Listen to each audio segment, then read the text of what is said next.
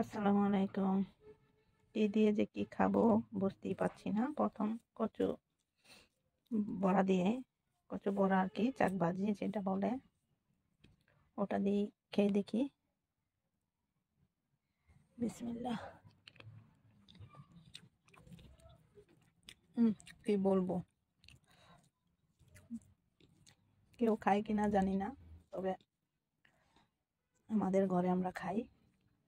এটা আমার আব্বা সবসময় খাইতো।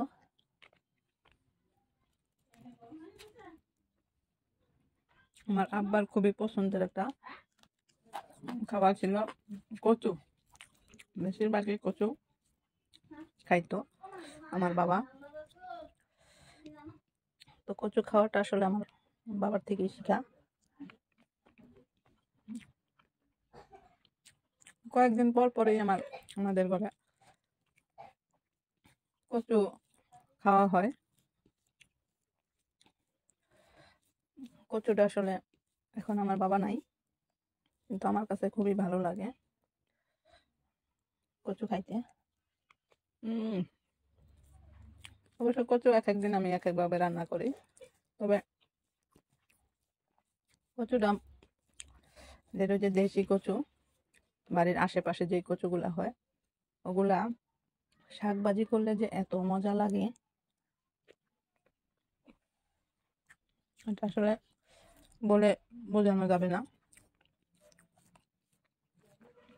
কারণ যে খাইছে সেই বুঝবে ওটার মজাটা কেমন।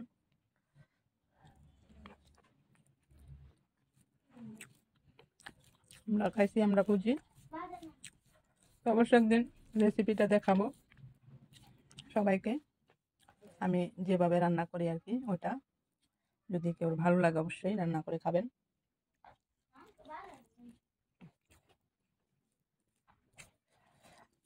আগে এক সময় অনেক কিছু আমি খাইতাম না, কিন্তু ইদানিং আমার কাছে কেন জানি এত ভালো লাগে ওইসব জিনিসগুলা।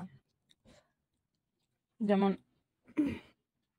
করলা খাইতে পারতাম না, যেমন কচু খাইতে পারতাম না, মিষ্টি কুমড়া খাইতে পারতাম না, আরো অনেক কিছু আছে যে আমি খাইতে পারতাম না।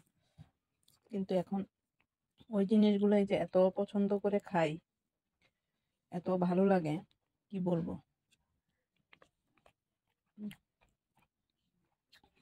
অনেক ভালো লাগে, অনেক ভালো। সেটা আসলে খাইলে, আমার ঘরে আমি রান্না করি, মাঝে মাঝে আমার মা রান্না করে, তবে অনেক রান্নাই আমার মার থেকে শিখা।